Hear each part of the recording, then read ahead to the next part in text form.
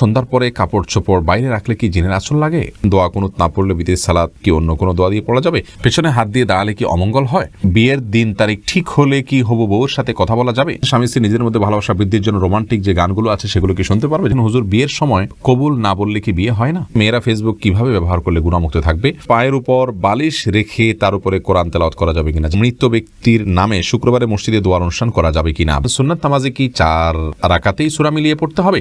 বিয়ের পাত্রে দেখার সময় পাত্রের বাবা দুলাভাই কি পাত্রীকে দেখতে পারবেন? ছেলেদের বিয়ে করার সঠিক বয়স কত? ইসলাম কি বলে? স্বামী এবং স্ত্রী জামাতে নামাজ পড়া যাবে কিনা? ছোট বাচ্চা থাকলে কাপড়ে গায়ে প্রস্রাব লেগে যায়, তাহলে কি ইবাদত করবে?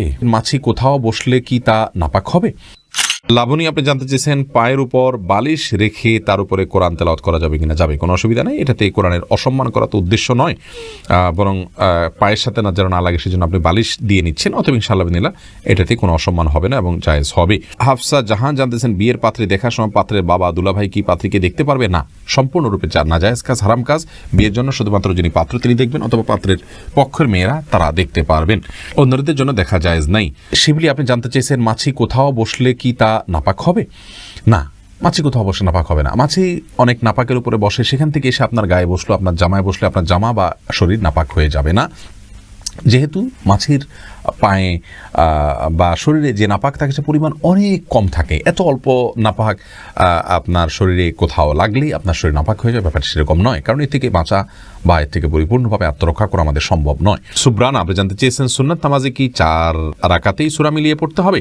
আসলে সুন্নাত নামাজগুলো যদি সাধারণ সুন্নাত নামাজ হয় বা নফল হয় তাহলে 2 রাকাত করে পড়াই উচিত, কারণ সলাতুল লাইলি ওয়ান নাহারি মাসনা ওয়া মাসনা। রাসূলুল্লাহ আকরাম সাল্লাল্লাহু আলাইহি ওয়াসাল্লাম বলেছেন রাত এবং দিনের নামাজ 2 রাকাত করে। এখানে সাধারণ নফল এবং সাধারণ সুন্নাহগুলোর কথা বলা হয়েছে।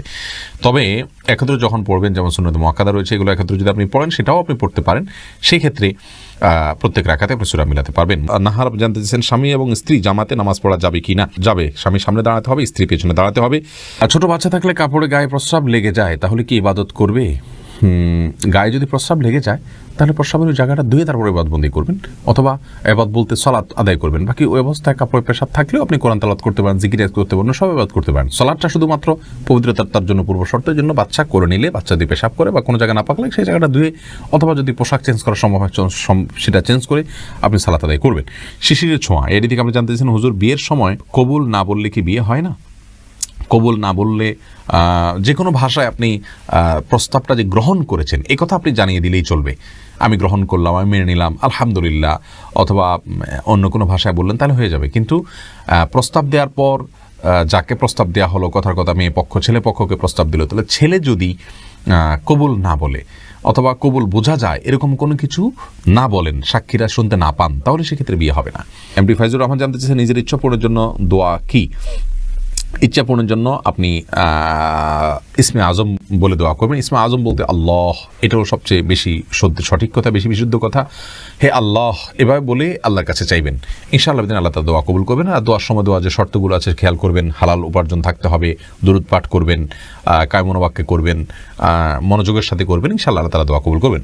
ওমর আমিন জানতে চেয়েছেন বিয়ের দিন তারিখ ঠিক হলে কি হবু বউর সাথে কথা বলা যাবে? না, বিয়ের দিন তারিখ ঠিক হলে হবুর সাথে কথা বলা যাবে না। হবুর সাথে কথা বলতে হলে আকদ সম্পন্ন হতে হবে, তারপরে কথা বলবেন। হ্যাঁ, আকদ সম্পন্ন হওয়ার আগ পর্যন্ত কোনো ক্লারিফাই থাকলে, কোনো জাস্টিফিকেশন থাকলে, কোনো জিজ্ঞাসা থাকলে সেটা তার কাছ থেকে জানতে পারেন। সেটাও নিরাপদ উপায়ে SMS এর মাধ্যমে বা অন্য কোনোভাবে মেইলিংয়ের মাধ্যমে করলে ভালো হয়। আর না হলে তার ভয়েস শুধু জানার জন্য, বোঝার জন্য, এটা তো যখন তাকে দেখবেন তখনই তার ভয়েস আপনি শুনতে পারবেন, সেটার জন্য আপনি জায়েজ রয়েছে সেটা। কিন্তু পরবর্তীতে আপনি অনবরত তার সাথে কথা বলতে থাকবেন তথাকথিত ফ্রি হওয়ার জন্য, এটি জায়েজ নাই, এটি হারাম। শহীমউদ্দিন আল জাবের আপনি জানেন ছেলেদের বিয়ে করার সঠিক বয়স কত? ইসলাম কি বলে? নির্দিষ্ট কোনো বয়স ঠিক করে দেয়নি, তবে প্রাপ্তবয়স্ক হওয়ার পর যদি তার মোটামুটি স্ত্রীর ডাল ভাতের ব্যবস্থা করার মতো সামর্থ্য থাকে সেক্ষেত্রে তখন থেকে তিনি বিয়ে করতে পারবেন। আসমা আক্তার জানতে চান মেয়েরা ফেসবুক কিভাবে ব্যবহার করলে গুণামুক্ত থাকবে? খুবই গুরুত্বপূর্ণ একটি প্রশ্ন বোন। আজকাল ফেসবুকে প্রচুর পরিমাণে ফিতনার দুয়ার উন্মোচন হচ্ছে, বহু আপনার ব্যত্যয় ঘটছে। তো সেই ক্ষেত্রে মা বোনরা ফেসবুক ব্যবহার করার ক্ষেত্রে প্রথমত ছেলে ফ্রেন্ডদেরকে অ্যাভয়েড করে চলবেন এবং প্রয়োজন ছাড়া কোনো পুরুষের সাথে ইনবক্সে কোনো আলাপ আলোচনা করবেন না, এমনকি কোনো আলেমের সাথেও একান্ত বাধ্য না হলে যদি স্বামীর মাধ্যমে জানতে পারেন, অন্য কোনো পুরুষের মাধ্যমে জানতে পারেন, সেটাকে আপনি প্রায়োরিটি দিবেন। যদি কোনো স্কোপ না থাকে সেক্ষেত্রে আপনি যতটুকু প্রয়োজন শুধু ততটুকু কথা বলতে পারেন। এর বাইরে ইনবক্সে কারোর সাথে চ্যাটিংয়ে যাবেন না। ছেলেদের পোস্টে যথাসম্ভব মন্তব্য করবেন না। আপনার পোস্টে অন্য ছেলেদের মন্তব্যকে উইশ করবেন না। এভাবে ফিতনার সমস্ত দুয়ার থেকে আপনি দূরে থাকবেন এবং মেয়েদের সার্কেলেই আপনি দাওয়াতি কাজ করবেন এবং দাওয়াতি কাজ উপকারিতা নেবেন। ছেলেদেরকে আপনি ফলো করতে পারেন, তাদের কোনো কিছু থেকে আপনি উপকারিতা অর্জন করতে পারেন। কিন্তু জাগতিক বিষয়গুলোতে আজকাল দেখা যায় অনেক বোনরা অনেক ছেলেদের ছবিতে হয়তো লাইক দিল, সুন্দর ইত্যাদি বললো। এগুলো আপাত দৃষ্টিতে মনে হচ্ছে সরাসরি কোনো খারাপ কাজ না, কিন্তু খারাপের দুয়ারকেও মোচিত করে এবং বাজে চিন্তার দিকে মানুষকে নিয়ে যায়, যার কারণে এগুলো থেকে বেঁচে থাকার চেষ্টা করতে হবে। এমডি রাইয়ান বিশ্বাস, আপনি জানতে চেয়েছেন স্বামীকে কিভাবে নামাজি করব। দেখুন, একটি দোয়া আমরা কত শতবার যে বলেছি লাইভে, সেটা বলে শেষ করা কঠিন। সূরা ফুরকানের আয়াত নম্বর ৭৪। এই আয়াতে আল্লাহ রাব্বুল আলামিন আমাদেরকে শিক্ষা দিয়েছেন কিভাবে আমরা আমাদের পরিবারের সদস্যদেরকে, আমাদের জীবন সঙ্গী সঙ্গিনীদেরকে আল্লাহর পথে আহ্বান করব, আল্লাহর পথে যেন তারা আসে, সেজন্য আল্লাহর কাছে দোয়া সাবমিট করব। সে দোয়া শিক্ষা দিয়েছেন আল্লাহ তাআলা।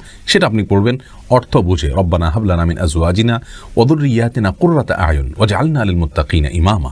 এই দোয়া আপনি পড়বেন আপনার স্বামীকে নেককার করবার জন্য, স্বামী যেন সালাত আদায়কারী হয়, দিনদার হয়, সেজন্য ইনশাআল্লাহ বিদিনিল্লাহ এইটুকুই নির্দিষ্টভাবে হাদিস থেকে আমরা বলতে পারি। এর বাইরে দোয়া কবুলের যে সময়গুলো আছে, সিজদা, নফল সালাতে, আপনি শেষ রাতে, ভোর রাতে, তাহাজ্জুদে উঠে আল্লাহর কাছে দোয়া করবেন। এগুলো সাধারণভাবে দোয়া করবেন আল্লাহর কাছে, তার হেদায়েত চেয়ে ইনশাআল্লাহ আল্লাহ তাআলা তাকে হেদায়েত দিবেন। সেই সাথে যাদেরকে দিয়ে বোঝালে সম্ভব হবে, মানে তাকে কনভিন্স করা সম্ভব হবে, তাদেরকে দিয়ে আপনি বোঝাবেন ইনশাআল্লাহ।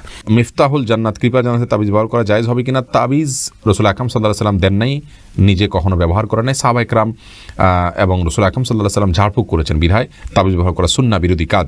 আফজাল হোসেন, আপনি জানতে চেয়েছেন মৃত ব্যক্তির নামে শুক্রবারে মসজিদে দোয়ার অনুষ্ঠান করা যাবে কিনা? ভাই আফজাল, দোয়া আসলে অনুষ্ঠান করার বিষয় না। দোয়া নিজে করবেন আর অন্যের কাছে দোয়া চাইবেন।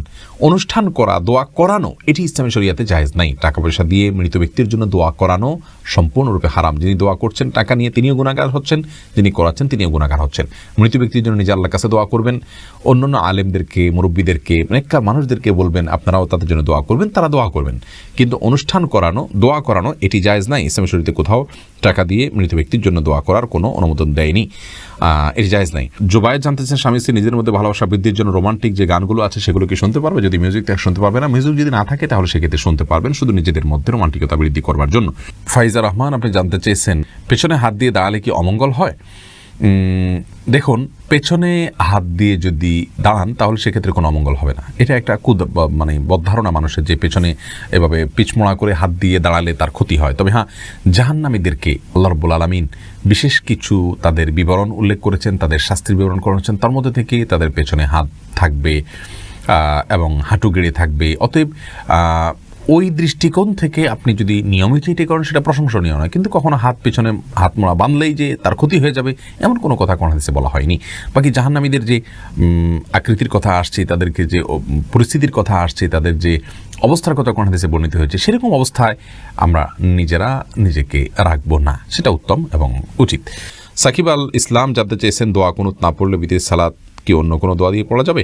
দোয়া কুনুতটা আসলে নির্দিষ্ট কোনো দোয়াই পড়তে হবে কোনো কথা নয়, অন্য কোনো দোয়া কোনো হাদিস থেকে বর্ণিত আপনি পড়লে হয়ে যাবে। এবং দোয়া কুনুতের জায়গায় রাসূল আকরাম সাল্লাল্লাহু আলাইহি ওয়াসাল্লাম বিভিন্ন রকম দোয়া পড়তেন, ছোট বড় মাঝারি, সেগুলো কোনো একটা আপনি পড়লেই আদায় হয়ে যাবে ইনশাআল্লাহ বিদিনিল্লাহ।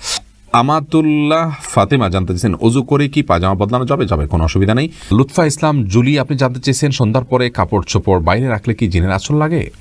এরকম কোনো কথা কোন হাদিসে আছে বলে আমার জানা নেই। তবে সন্ধ্যার সময় বাচ্চারা বাইরে থাকলে জিনদের বিচরণটাই সামনে হয়, সেজন্য সতর্কতা স্বরূপ এই সময় বাইরে কাপড় চোপড় না রাখাই নিরাপদ মনে করছি।